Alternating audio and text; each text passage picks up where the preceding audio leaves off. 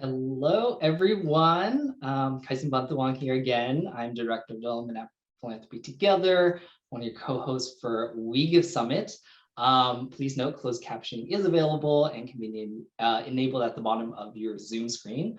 But thank you all for joining this amazing session.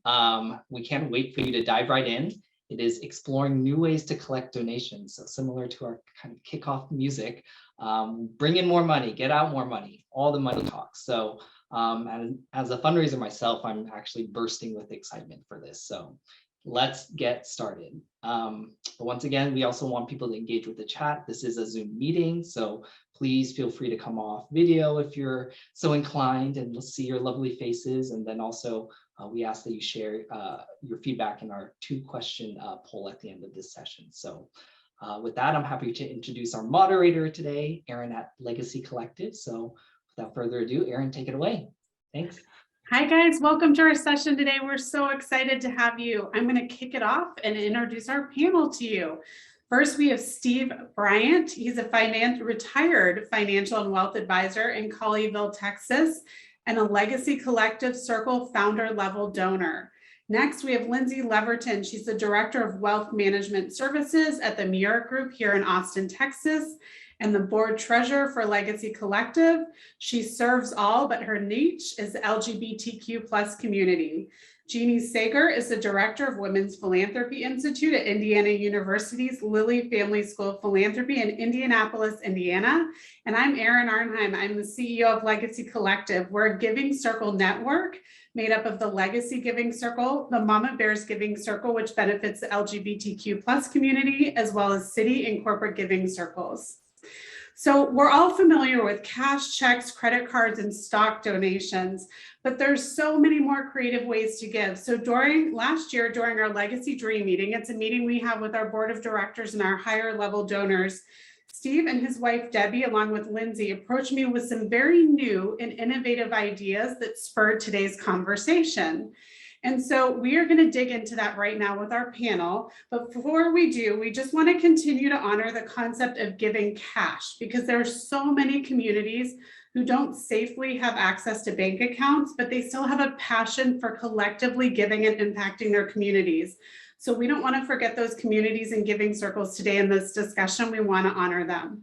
So Jeannie, I'm going to turn it over to you first. You and I have discussed unique ways of looking at giving when giving to giving circles. So before we dive into all the financial options with Steve and Lindsey, could you do me a favor and share and explain to us your concept of the T's: time, talent, treasure, testimony, and then network and social capital? Yes, absolutely. Thank you so much, Erin, and thank you for allowing me to share a little bit of our research at the Women's Philanthropy Institute. And what our research shows is that broadly defining the term philanthropy is really key to engaging a more diverse group of donors. And so if you were on the session before ours, you got a lot of this, you heard a lot of this from those speakers, this idea that we are really all come to philanthropy from different pathways and from different models. And so yes, it is important to give money to charitable organizations, as we kind of think about more institutional philanthropy, but there are so many generous activities, from using money differently. So think about things like impact investing, or maybe buying from companies with a social mission, to other activities like volunteering, sharing about causes, and advocating for certain causes or organizations in your communities. So we often describe this, as Erin just shared, as the T's. And so most everyone is very familiar with the time, talent, and treasure. But this broader definition encompasses 2 extra T's: testimony, so advocacy is philanthropy, and then ties, and that's the idea of using your social capital and your social network to advance a cause that you are devoted to. And then I'll talk about a 6th T in a little bit, which is trust. So expanding the definition of philanthropy has always been important, but this idea is really gaining traction more broadly. In fact, it has been a key finding in several of our recent Women Give reports. We talk about it at length in our Women Give 2019 report that looked at the intersection of race, gender, and giving. It came up again in Women Give 2020, and that explored technology, gender, and giving. And then it was front and center in our latest Women Give 22 report that examined racial justice, gender, and generosity. And a more inclusive definition is especially important for communities of color, where women can be seen as bridge builders within philanthropy, embracing a rich and broad definition of philanthropy, and then using their giving to celebrate and support their communities. Many women are interested in building a relationship with an organization, perhaps through volunteering, leadership, or educational opportunities prior to giving to it. And then once engaged, the research demonstrates that women in particular tend to be more loyal donors and give more over time to the causes in which they are actively engaged in beyond just giving dollars. So given this preference for a relational and an engaged experience, that sixth T, trust, can be seen as important when in particular women consider their philanthropy. And so as this new T is gaining some traction, we are beginning to think about that, that perhaps maybe it should become the first T. So more to explore later on that. That's definitely something that we want to continue to discuss as we move forward.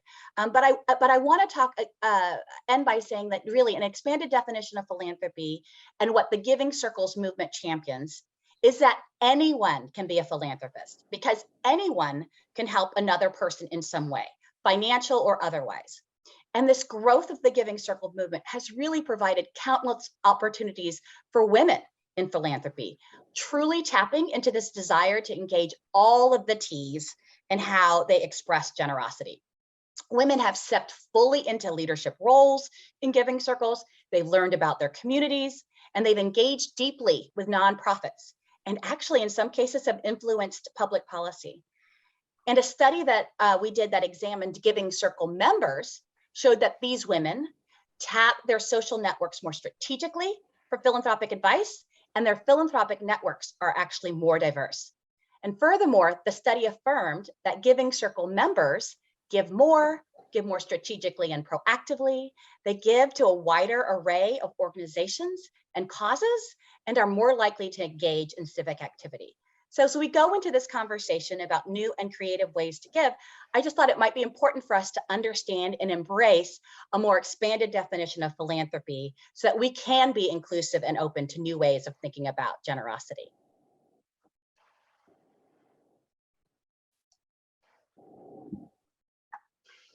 I needed you guys to wave that "you're not muted" signs. Jeannie, mine at home. Jeannie, I love that, especially what you said about pulling in the gifts of people in your Giving Circles. We did that at Legacy. We just pulled everyone in our Giving Circle to ask them what their gifts and talents and professional gifts are, so that we can start using those as a community. And so thank you for sharing that. I'm excited to introduce to you guys Lindsey Leaverton. So Lindsey's a dear friend. As I mentioned, she's a director of wealth management services here in Austin at the Miura Group. And guys, she also has a very special talent with this voice of hers. She is an incredible performer. So without further ado, I now bring Lindsey to you. Yes. Well, sorry to disappoint. I'm not going to be singing today. I'm going to be talking about some really awesome strategies. So anyways, thank you, Erin. Great stuff, Jeannie. I kept thinking about how you're spilling the tea with all your teas. So I don't know if that's still a cool thing the youth say, but bringing you almost 40 years old, way to spill the tea. So a big Texas howdy to y'all. I'm Lindsey, and it's nice to meet you. I'm coming to you live from my office here on 6th Street in downtown Austin. If you've ever visited Austin or been to a bachelorette party, you probably know about 6th Street. And we're so glad that each of you decided to join us for this session. I hear we're closing out the summit, so I'm really excited. Hopefully you'll end on a good note. I think you will. I'd encourage you to take notes on what I'm about to share. And please feel free to reach out to me or our panel if you want to talk more about what you hear in the session. So instead of drowning you in jargon and financial planning complexities and anything remotely boring, I am going to tell you a story about 3 people instead. In the next 10 minutes, we'll be learning about Daphne and donor advised funds, Stanley and stocks, and last but not least, Benjamin and beneficiaries. Okay, so let's start with Daphne. Let me tell you about my client, Daphne. It's not her real name, of course, who built a dog grooming business many years ago and sold it for $20 million. She owes $3 million in taxes, or so she thinks. Enter the DAF strategy, donor advised fund. Daphne can either fork out the entire $3 million to the IRS, or she can donate a portion of her sales proceeds directly to a donor advised fund. So think of it like a huge bucket for your giving. I'm very visual, so I'm going to show something on the screen. Can everyone see this? A big circle? Yes, am I freezing? Oh no. Am I freezing? We're good. Oh no, but I wasn't actually looking at faces. So I was like, and I'm off and I've been cut off. All right. So donor advised fund. So think of it like this huge charity bucket. Okay. Donor advised fund. Look, I'm not a great drawer. Okay. So she opens up a donor advised fund and she makes a donation of $1 million to the fund. Now, in her case, she's making $1 million cash donation, but you can also have real estate that you can put in there. You could have business, shares. You could also have stocks and bonds, which we'll talk about in a second. And then the money goes in there, and this is managed by a trusted financial advisor. And then whenever Daphne is ready to give money out of the DAF, comes right out of the DAF to the charity, either charity 1, charity 2, we'll say B, or charity 3, okay? So back to Daphne, she opens the DAF, makes the donation to the fund, but she hasn't yet identified which charity she wants to give to. I mean, after all, that's a lot of money. So a year later, after researching nonprofits that she cares about, she decided to gift $250,000 out of the DAF to her top 4 favorite charities. Okay. Said another way, a donor advised fund provides you with an opportunity to make an income tax deductible gifts in 1 year while maintaining the ability to suggest which nonprofits will actually receive the money in future years. So now I'm going to stop sharing that. Okay, so we can go back here. So the 3 S's of DAFs. You ready? First S, saves time and taxes. Okay, Daphne got an immediate charitable income tax deduction when she moved that $1 million to the donor advised fund. Plus, the process is not time consuming. Second S, it simplifies the giving process. So not only does it provide Daphne with the ability to benefit multiple charities over time, but there's no admin work required for Daphne. Unlike a super expensive, complicated family foundation, a DAF is one of the simplest ways to manage charitable giving over time. The third S, start building your legacy now. Why wait to leave a legacy later on down the road when you can start living a legacy now through intentional philanthropic giving? DAFs can help you leave that charitable legacy that your family can stay involved with long after you're gone. So remember Daphne, the $250,000 she gave to the 4 nonprofits? I'm happy to report that one of those $250,000 grants that came out of her DAF enabled a charitable organization in Kenya to build a brand new facility for orphans. Talk about impact.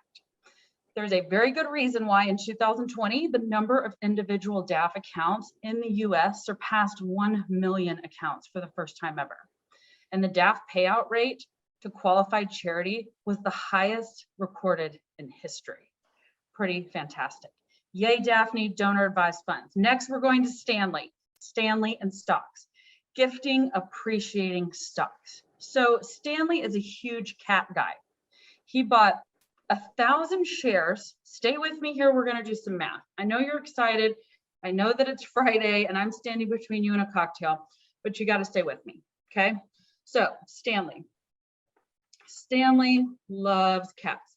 So he bought 1,000 shares of Cats Galore stock 10 years ago at $10 a share. Okay, here we go. Here's some time. Boom. And Stanley also loves giving money to charity. 10 years later, Stanley's cat stock grew to $100 a share. Now stay with me here. Okay, so now it is worth, that's right, $100,000. All right, you're all doing good. You're with me. But listen, Stanley wants to sell all of his stock because apparently he decided he doesn't actually like cats anymore. But there's one problem. If he sells right here, he's going to have a major tax issue on his hand. Plus, all of his current cats will most likely stage a coup and kick poor Stanley out of their home. But why the tax issue? So if he sells 1,000 shares right here, he would owe the IRS money in the form of capital gains taxes. Boo, we hate capital gains taxes on the $90,000 gain over this 10-year period. All right. And due to his specific tax situation, Stan ended up owing the IRS 20% of that gain, or $18,000. All right. So $18,000 to the IRS. But Stanley's smart, and he reached out to his financial advisor, who advised him to consider the following strategy instead. So instead of selling all the stock and sending $18,000 to the IRS, he can gift all 1,000 shares of Cats Galore directly to a qualified charity nonprofit. And in this case, his favorite charity is Legacy Collective. Shameless plug. He was already planning on giving $100,000 to Legacy, but he just assumed he'd write a check and mail it to the nonprofit like he's always done in the past. But there's a better way to go about it. So because Stanley gifted $100,000 worth of his stock to Legacy Collective directly, the entire capital gains tax liability was wiped out. Okay, no more owing the IRS $18,000. The tax liability doesn't get passed on to the charity either, and the nonprofit gets the full $100,000 donation. Okay, plus Stanley gets a tax deduction for making the donation. So this strategy enables him to maximize his giving in a tax efficient way. And instead of giving cash to the charity, he simply gifts $100,000 worth of Cats Galore stock that grew significantly over that decade and had tons of embedded capital gains taxes. Stanley erases his capital gains tax liability and ends up giving more to Legacy Collective, and everyone wins, except of course the cats, I suppose. Okay, third, I think I'm doing good on time too, which is a miracle because I always go over. Benjamin and beneficiary designations. So let me tell you about my friend Benjamin. All about the Benjamins, baby. That song just came in my head, but I won't sing it. So actually we're not friends because he's not real, but stay with me. So Benjamin had an IRA, an individual retirement account with $50,000 in it. And he decided to name his daughter, Bobby Jo, as the beneficiary of the IRA. This made sense at the time that he named her, but then some significant law changes went into effect in 2020 with the Secure Act. Those changes impacted the length of time that a beneficiary has to distribute the inherited IRA funds to themselves. So before the law changed, if Benjamin died, his daughter Bobby Jo would inherit the $50,000 IRA and would have the great fortune of taking money out of that IRA in a tax-favored way over a period of her entire life. It was called a stretch IRA provision, minimal tax burden on Bobby Jo. But then the new law goes into effect, which means that now if Benjamin dies, Bobby Jo's inherited IRA, the $50,000 from her dad, has to be distributed and taxed within 10 years of her dad passing. That alone results in a much bigger tax burden to Bobby Jo. Why does that matter? Well, when Benjamin's advisor made him aware of this 2020 change, they worked together to craft a more tax efficient way of naming a beneficiary for his IRA. Ben wants to leave money to his daughter, Bobby Joe, but does not want to create a tax burden on her. And he's also philanthropically minded. So he decides to name his daughter as beneficiary on all his other assets, life insurance, cash, real estate, brokerage accounts. But he switched the beneficiary on his IRA to his favorite charity. When Benjamin dies, Bobby Joe will still receive her inheritance, but the $50,000 IRA will go directly to charity. It's a win-win-win all around. So as I close in, I'm still doing good on time. I see it right there. I think I'm ahead of time. This is good. Yes, Erin? Now I can see your face. Okay, thanks. I also want to tell you about Benjamin's sister, Beatrice. Now, Beatrice made mad money moves in her estate planning and beneficiary designations. She's single, wealthy, and very old. No kids. She doesn't like her brother, Benjamin, so he's not getting a dime. She doesn't really like anyone, actually, but she loves NPR. So when her trusted advisor asked Beatrice who she wanted to name as a beneficiary on all of her financial assets, life insurance policies, etc., she literally could not think of one worthy individual. So she decided to name NPR as the beneficiary on everything.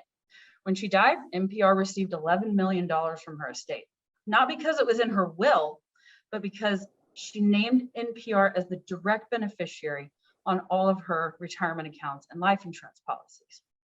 So whether you have tens of dollars or tens of millions, you can have a profound impact through intentional, innovative giving, tax efficient giving, creating win-win-win for everyone involved. I'll leave you with 3 steps. I want to give you some action items that you can start taking now to level up your giving game. Number 1, identify the causes and charities that deeply resonate with you. Number 2, collaborate with a trusted financial advisor to make an intentional plan for managing your charitable donations. And number 3, review beneficiary designations on all financial accounts and insurance policies. Back to you, Erin. Thank you, Lindsey. I promised you guys some entertainment. We did not let you down. So before we jump into Steve, I just wanted to encourage you guys, with our giving circle, we do dinner and learns every quarter. And so a great idea is to bring someone like Lindsey, a trusted financial advisor, to a dinner and learn for your giving circle, just to educate them on these different ways to give to your giving circle. And then that will allow to open the conversation and opportunities for people in your giving circle to give in new and creative ways. Lindsey recently did something called a meet course with our founder, Jen Hatmaker. And one of the things they talked about was redoing your will and thinking about this act of generosity. I redid my will, and in my will, I put some nonprofits in that will. And so thanks to Lindsey. And so I just want to encourage you guys to take advantage of these resources and start thinking about how you can educate your community, which will in turn benefit your giving circle, which will benefit nonprofits and make an ongoing impact. So I am so excited to bring my friend Steve to you. You guys, he joined our Legacy Giving Circle just about a year ago at the founder level when we kicked that off. And Steve and his wife, Debbie, did not just join our giving circle. They have become my mentors on what it means to give philanthropically at a high level. We had a retreat last weekend, and they've helped me think about how to give above and beyond, how to encourage our donors to do so. Steve comes with a financial services background as well, and he has just been a gift to our community, and I know he'll be a gift to you today. So Steve, I turn it over to you. Thank you, Erin. Now, I'm going to be talking about ways to get around the required minimum distribution rules for IRAs. And I know what you're thinking. You're looking at me and you're going, well, of course, he's going to talk about RMDs because he's old. But just for the record, I am not old enough to do a required minimum distribution yet. So required minimum distributions, but the problem with those is that when somebody gets to the age where the IRS starts making them take money out of their IRAs, even if they don't need it, so the IRS can tax it, it's on a set formula that the individual has no control over. So when that money's coming out, even if they don't need it, they're having to pay income taxes on it because of that rule. But there's a way for people who are charitably inclined to take advantage of that distribution in a way that they can support their charity, and they can avoid the income tax. Many people who are retired do not itemize their deductions because at that stage they don't have enough state and local tax deductions or mortgage interest deductions. Many of them already own their homes outright. And so they are using the standard deduction. So what that means is that many people who are giving to charities that are using the standard deduction are not getting an additional tax benefit for that charitable donation. But with RMDs, you can. There's a way to donate to the charity directly from the IRA account. It's called a qualified charitable distribution, where you make a donation directly from the IRA to the charity, and that donation is not included in the individual's income. So even though they had to remove some of that money that possibly they didn't need, this is a way for them to be able to do it in a way that they don't have to pay taxes. And for older people, that is really important because they get in essence, a tax deduction. I mean, it kind of in a backwards way, even though they're only using the standard deduction. The other thing is that many older people have to worry about paying higher Medicare premiums because of being pushed up into a higher income tax bracket. So by being able to do that charitable distribution directly, that distribution also doesn't push them into a higher bracket for Medicare premium purposes. So there's kind of a double benefit here. Donors can give up to $100,000 per individual per year to the charity through qualified retirement distributions. So if it's a married couple, it could be up to $200,000. So whatever the required distribution is, it doesn't have to be, you don't have to donate that full amount. You can use any portion of that amount to do, you can do multiple qualified distributions in a year. So you may have 5 charities that you want to donate to this way. And you just do each one individually. And of course, there may be some money that's needed for your own expenses. So you hold back that amount. And you have to pay the taxes, sorry. But at least you're only paying taxes on the money that you're actually using. So that's a big deal with qualified distributions. And don't assume that older people know about this. I was visiting my 89-year-old father this week, and I just happened to ask the question, are you itemizing? And he said, of course not. But he's giving to charity. And guess what? He's writing him a check instead of sending it through his IRA account. And shame on me. I'm 30 years in as a financial advisor. Granted, I'm retired, but still, I should have known better and should have asked that question of him many years ago.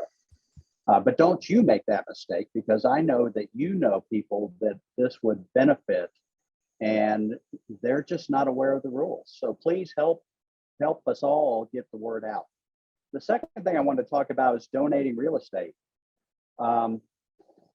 In my particular case, when I retired, I owned our office building, and I had no interest in becoming a landlord in retirement. So, and I didn't really want to sell the property. I didn't really need the money, and I owed a lot of money, potentially a lot of capital gains taxes, because I had depreciated that office for 15 plus years. So, so what I ended up doing was donating it to charity. And by doing that, the charity turned around and just sold it. And so they got the cash, and I avoided all of the capital gains taxes that I would have had to pay. And I won't get into it, but there's rules about how much you can deduct each year. But if you can't deduct it all in one year, you can spread it out over several years. So it can actually benefit you for several years into the future. And it's a really sweet deal, because, for those of us who are going to be given to charity anyway, why not do it in a way where we can give even more to charity, because we're not sending it to the IRS? So that's on real estate. Now on other real property, you can do the same thing. You can, I'm sure most people have heard about donating cars and things like that. And you certainly can do that and get a tax deduction for the fair market value of whatever property you're giving. What if you own some really nice artwork?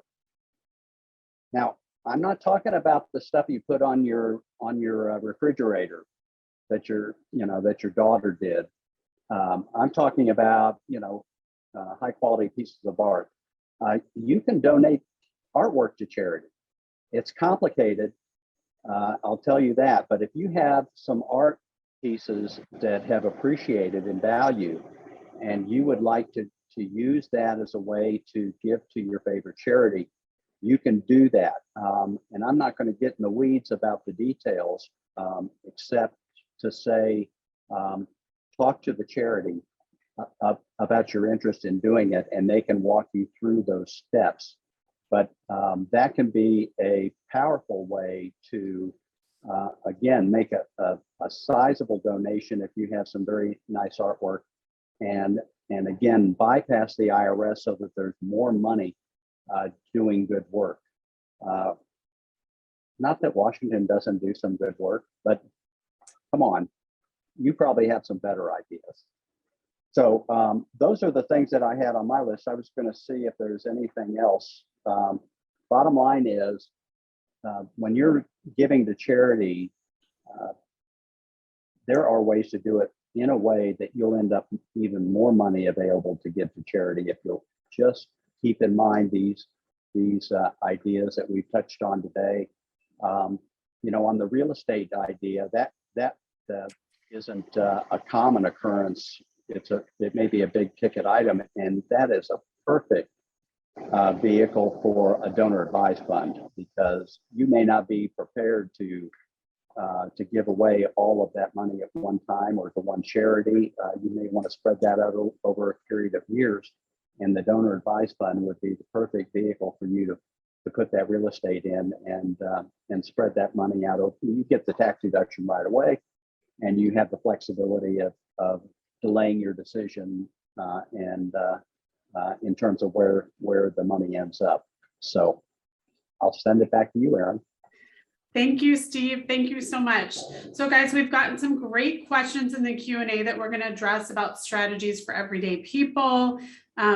We have a question about cryptocurrency, and if you're not a 501c3 collecting and distributing funds, I'm going to answer that question for you because that was us until February. So we're going to get to that in just a minute. But before we do, I'm going to bring it back to Jeannie with this question. Jeannie, before we head into Q&A, what are some trends that you and your team have seen recently in household giving and decision making? Thank you, Erin. As I referenced our Women Give reports earlier, but for those of you who might not be as familiar with our work, Women Give is our annual signature research report at WPI. And in 2021, the report focused on household decision-making about charitable giving. And this was actually analyzing the first new data in 15 years on this topic. And so we learned that 6 in 10 couples make giving decisions together. But interestingly, this number actually has declined since we last looked at this in 2005, when 73.4% of couples made decisions jointly. So it looks as if households are really growing in terms of separately deciding. So that's something to think about. Another finding is that when one partner in the household decides, it's more likely to be a woman. We also saw that people have varying thresholds for how much they'll give without consulting their partners. And this number is actually much higher for men compared to women. When we looked at how charitable decision-making compares to other types of household decisions, like buying a car, buying a home, doing the grocery shopping, we found that charitable giving is actually most similar to short-term financial decisions, which indicates that for everyday households, maybe charitable giving is just like writing a bill. So we want to try and make people more engaged with the philanthropy process. So it feels less like just writing a regular check. So happy to have Lindsey and Steve here, because our study also found that for everyday households, only 1.1% of couples actually consult a financial or philanthropy advisor about their giving decisions. So lots of implications there and opportunities there for Lindsey and Steve, right? As we just learned in this our short time together, wealth of information and advice there. And then lastly, conversations about giving appear to be pretty harmonious. 75% of couples agree on giving amounts and recipients. And actually most talk about giving at least a few times a year. So I think the implications for practitioners from this report is to encourage conversations about philanthropy within the household. And so robust conversations about philanthropy result in robust philanthropy. And by having these conversations, you're likely to inspire greater giving and support by all involved, no matter who is ultimately making any final decisions. Thank you, Jeannie. Yeah, thanks for letting me share some of that, recent research. Thank you. Thank you for the research and for sharing that. So we're going to jump into some Q&A real quick. And the first thing I just want to talk about was this great question about how if your organization is not a 501c3 collecting and dispersing funds, what are some suggestions to tackle this? And I want to open this up to other attendees that might be in this situation, but I wanted to answer this from the perspective of what we've experienced. So Legacy Collective started in 2015 as a donor advised fund. We held a donor advised fund at an organization called Pure Charity. So Pure Charity works with 400 organizations where they have nonprofit status. So people can make a donation through their website portal, and then we hold a donor advised fund there, and they cut us a check to then distribute the grants. And so we didn't have 501c3 status until February of this year. In fact, we weren't our own organization until January of this year. And so I want to offer that to you as an option. Grapevine is another great way to be able to facilitate this as well. So find organizations that have platforms that people are able to make a contribution to an organization that's a 501c3 so that they can then distribute the funds to your giving circle so that you can then distribute the grants. We were able to raise over $5 million doing that over 5 years and grow in that platform.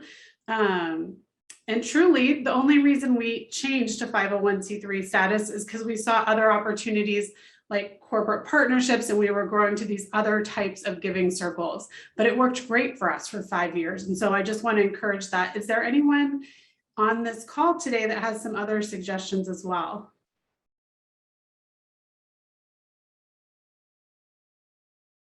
On the panel or the larger group? Panel or the larger group. Does anyone in the larger group have any other suggestions about their handling of this? Don't be shy.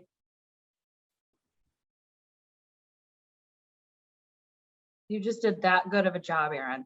Okay, well, we'll jump to the next question. And Jeannie, I would love for you to address this cryptocurrency. There's some groups that have asked us to talk about this today. How does a giving circle handle cryptocurrency if that's given as a donation? Mm-hmm. So what I'll say is I'm certainly not an expert in cryptocurrency.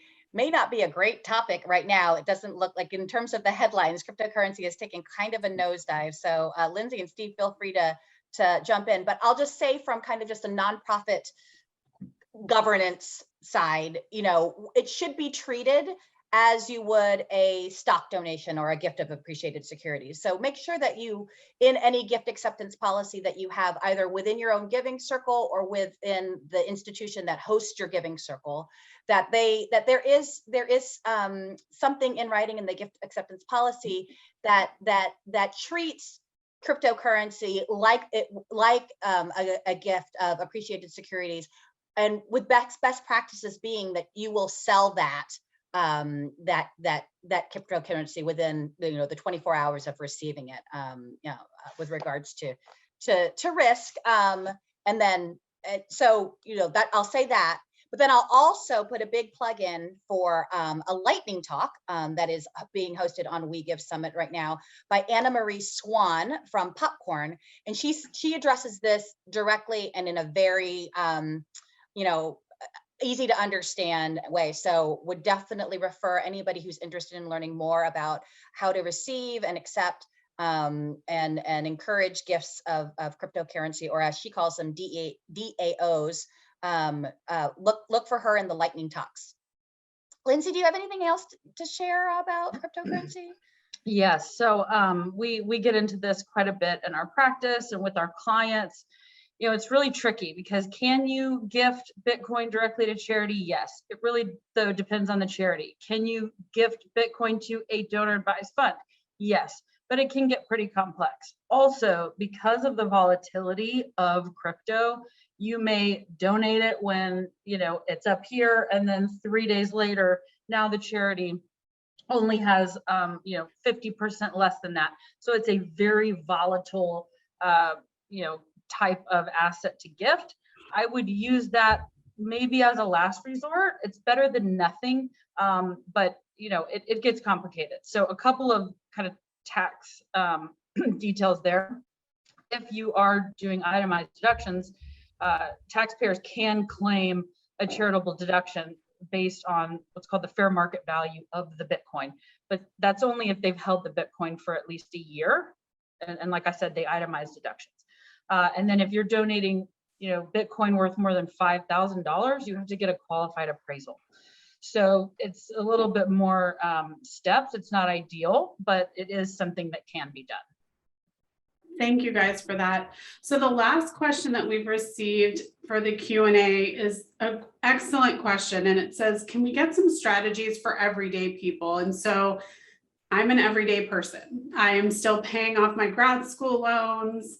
I'm working in a nonprofit. I have a limited amount of income to donate. And so we can think about that as our avatar when we're talking about this.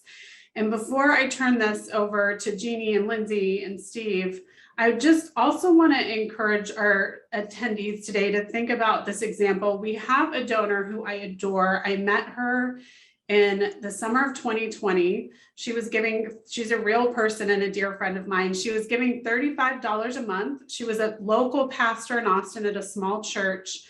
And we had created a new giving level that we call founders that give $1,000 or more a month. And she had resonated with a video I put out introducing myself. And she reached out and said, I want to up my giving to $1,000 a month. Now, my assumption, this is the last person I would have ever thought would have been able to contribute $1,000 a month. And so I also want to encourage you when we're looking at the people in our giving circles to not make any assumptions about their giving capacities, because I had very wrongly made an assumption about this friend of mine in our giving circle. And you never know. I've also made assumptions about people on the opposite end. I've seen people living in very large homes in very wealthy parts of Austin making an assumption they might be able to be part of the founders circle, but we don't know what people's personal financial situations are. And so just getting to know the people in our circle and learning their capacities is so, so important in figuring out those conversations and just what is possible. So I just want to encourage you guys to get to deeply know the people in your circles, because you could be so pleasantly surprised. And so I just want to turn it over to our three participants as we come close to ending this call today, so you guys can get to your Friday cocktails and fun. Jeannie, Lindsey, and Steve, can you guys each end this call with one idea for a strategy for an everyday person who is in my financial situation that wants to give in an innovative way? Lindsey, why don't you start? Or Jeannie, start. Go first. I'll tie it back to the time, talent, treasure, testimony, and ties.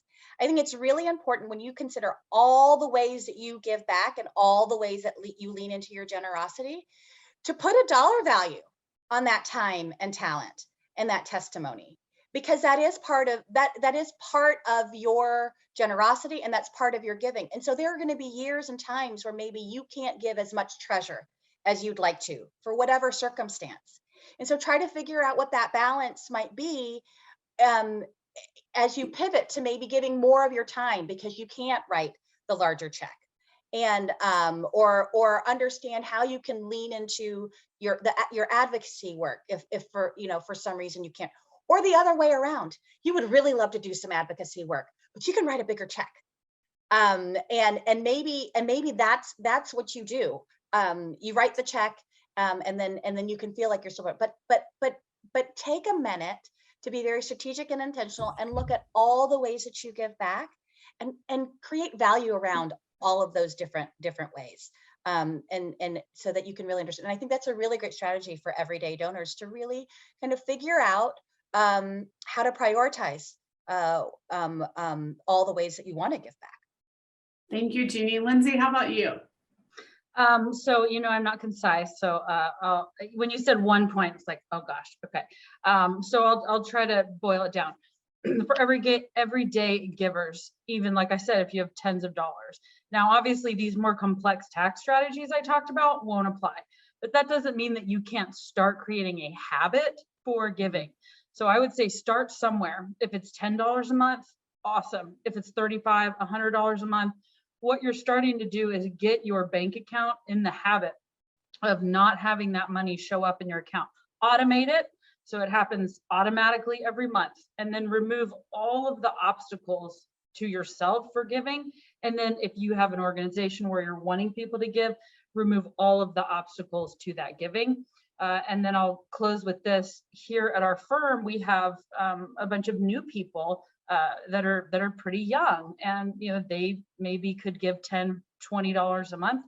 We set up a giving circle within our firm, and we get to vote on the nonprofits and we give to them, and it makes our team not only feel more engaged, but it enables the team members to feel like they're also making a difference.